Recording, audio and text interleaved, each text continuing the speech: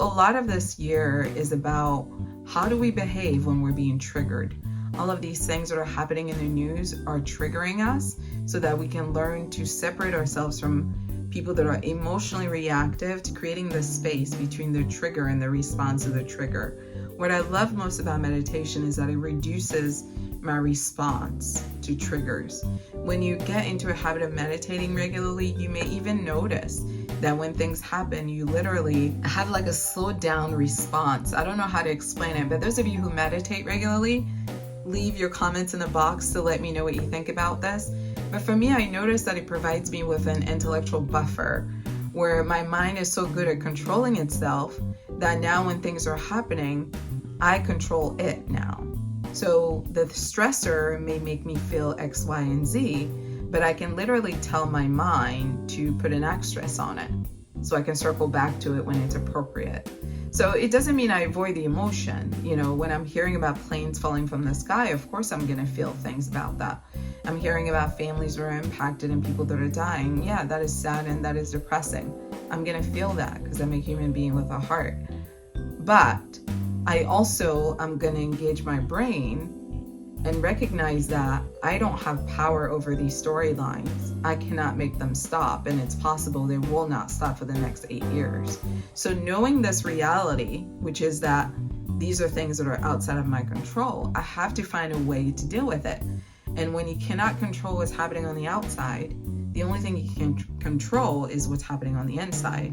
And that's where training your mind comes in. So meditation for me is a physical exercise for my brain, because I know that my brain naturally likes to engage in, endless thinking, and it naturally likes to engage in like fiery reaction. I have to train it to be more disciplined.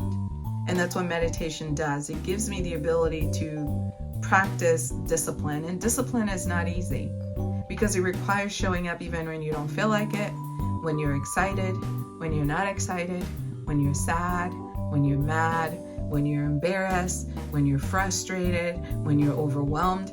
Discipline has nothing to do with your feelings. It's inconsequential. It doesn't matter what you feel. Your feelings are here and your thoughts are here. And discipline is basically saying, I'm going to do this thing. So no matter what's happening here, whether my vibe is high or my vibe is low, discipline basically trains me to keep my goals in mind and to behave accordingly. This is what success requires. Whether you're looking to have success over your self-discipline, you're looking to have success in the workforce, you're looking to have success in your marriage, in your relationship with your child, in your friendship, whatever it is you're working on that you want to be successful in, it requires an element of discipline. That means we can't just pop off because we feel feelings. We can't just do whatever we want to do because we feel an emotion that we don't like. Part of being an adult is recognizing the emotion, naming the emotion, then choosing. This is where the thinking part comes in. Deciding, what am I going to do about this? Now, this process of what am I going to do about this requires analysis. What can I tangibly, realistically do in this realm about this? Once you've identified the limitations of your intervention, then you can choose the best one that will give you some sort of relief, which is really what we're all after.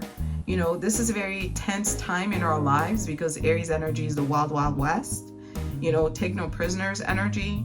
Aries is very much so masculine, driven. It is the warrior of the zodiac. It's about destruction. It's about competition. It's about dominating. It's not about empathy. It's not about kindness. It's not about generosity. It's not about compassion. And what Aries is here to learn is that we want to balance out all this aggression and masculinity with thought. Because Aries is very emotional. Even though they will deny it, Aries is primarily an emotional zodiac sign. In fact, in ancient astrology, Aries is Pisces, who's a water sign. Okay? In Western astrology, Aries is fiery, but in Eastern astrology, many Aries people are actually water-based people.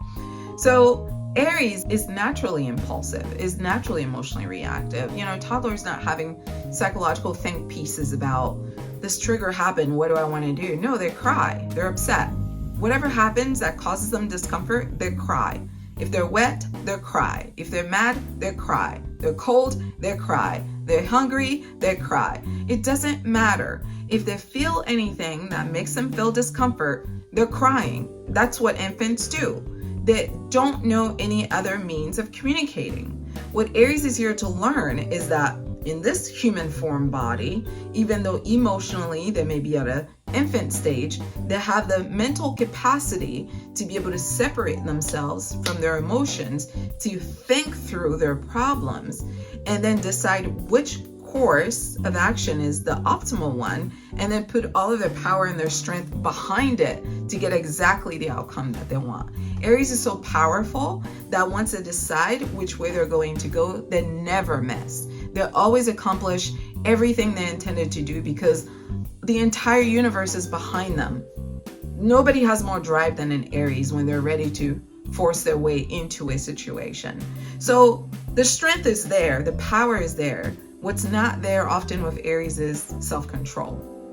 And for me, that piece is the one that I'm working on, okay? It's self-control, and that starts with controlling our minds.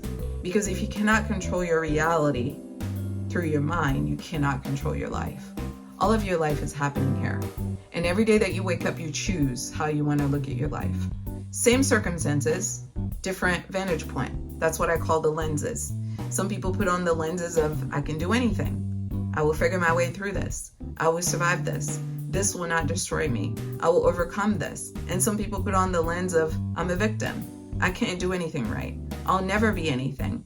Everything goes wrong in my life. I have no power. Well, if that's what you believe, the universe says your wish is my command. Whatever it is that we choose to believe about ourselves, about our lives, about our reality, the glasses or the lenses that we put on, the universe says your wish is my command. We are in fact the creators of our reality. And part of creating a reality that you're proud of is putting some thought into it. And what meditation does is slows down your thought process by making you aware of how undisciplined your mind is. Meditation will make you realize how quickly you shift from one thought to another and how little control you have over the thoughts that you have. And as you know, our thoughts affects our behavior and our feelings. So if you can get control over what you think about, how you think about it, you can change your behavior and your feelings. So that's pretty much it. How did I get into meditation? It came from a traumatic religious experience, religious trauma. All of us have it. So passé, right? It's not even exciting to talk about because everybody has some sort of religious trauma.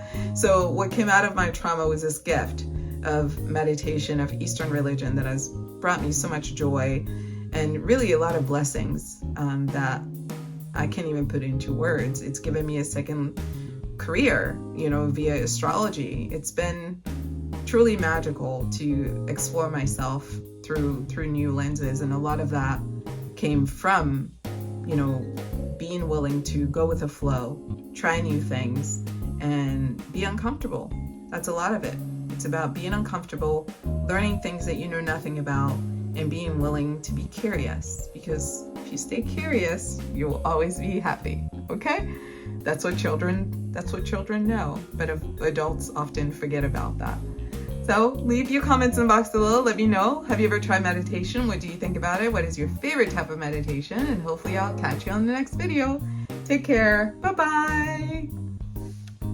For more astrology content, you may follow all of our YouTube astrology channels. The first one being at Intuitive Healing for Astrology 101, at Styled Under Libra for Love, at Astrology Weekly for Horoscopes and Manifestation, and lastly at Styled Under Virgo for Medical Astrology. You may check out intuitivehealing.com for astrology readings as well as healing crystals, and make sure to check out our manifestation group on Patreon at patreon.com/intuitivehealing. Catch you soon on the next video.